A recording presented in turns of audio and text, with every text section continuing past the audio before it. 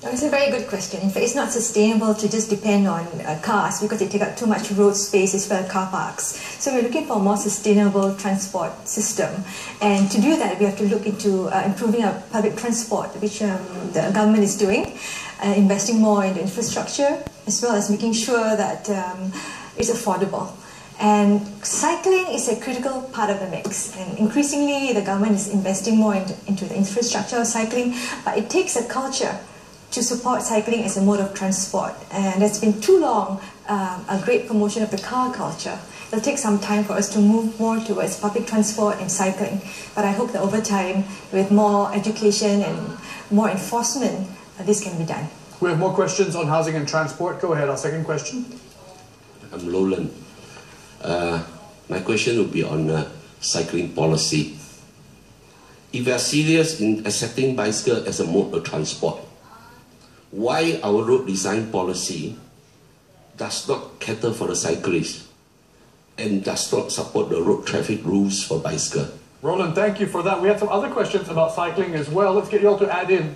My name is Yang Liang. The question again for the panelists, Irene and Victor.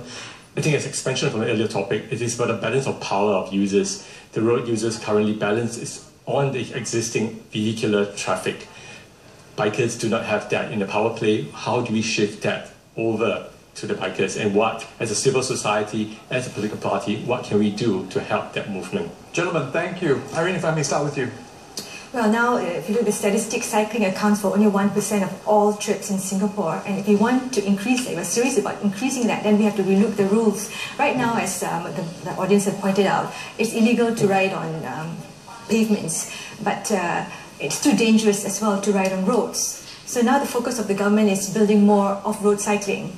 But this is not enough if you really want to promote cycling. You need to have an integrated cycling network.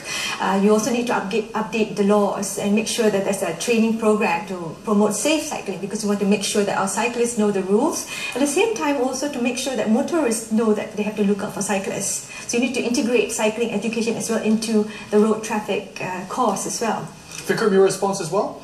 I mean, the wards we come from both have very established cycle paths, I think Woodlands and Tampines, and I think one of the key things is to make it easier for cyclists to use cycles. So some of the things we do, for example, is to have more lots for them to park cycles, say at the MRT station. When I go on house visits, lots of people have cycles, so we're trying to build more lots downstairs as well. So I think these are all the little things that will help cyclists, and hopefully it'll become more of a habit.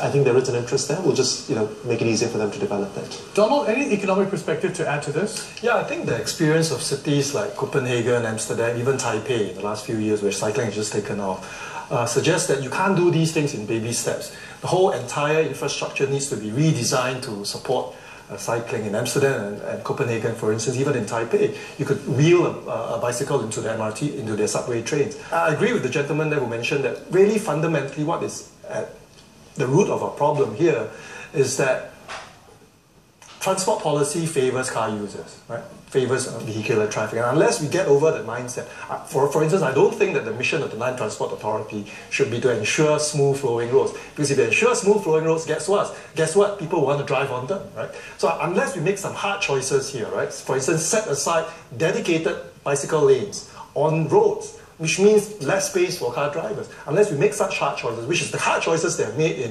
in Denmark, in Holland, in Taiwan, unless we make those hard choices, I'm afraid that we will still be having this discussion come this time next year in 2014. It's going to take the hard choices, according to Donald. Bertha, you wanted to add in? I think over the past year, we've been talking about public transport in a very piecemeal manner, in terms of the fare review, in terms of whether we want to add more cycling paths and all that. When essentially we might want to look at the whole public transport infrastructure, the fact that it's dominated by two players, although increasingly some private companies can get in, and essentially, and now there's so much talk about taxi companies as well, whether or not they should come under some kind of regulation or we'll have this whole mess of surcharges. Now my question would be, I think it would be time, maybe next year, for that whole issue of public come semi-public transport to be looked at, instead of just throwing $2 billion and give you a lot more buses to ply the roads. So something fundamental must change, and that should include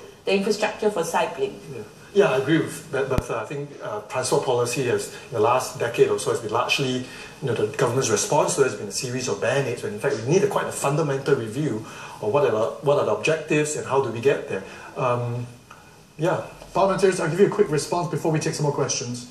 Well, certainly for my part, I can say that I think revolutionary changes always sound nice, but the reality is even having cyclists on, say, the footpath or so on raises tremendous complaints from residents. Old ladies saying that cyclists come past. So I think having them on the MRT and so on would be something that a lot more other people will have to get used to as well. So I think it is necessary to encourage more people to use it, but if we do it too dramatically, there might be a very strong pushback. Transport master plan, and frankly it takes a long time to put infrastructure in place. An MRT line will take about 10 years. So we are planning ahead, but at the same time, the short term, there will be a bit of a disjunction.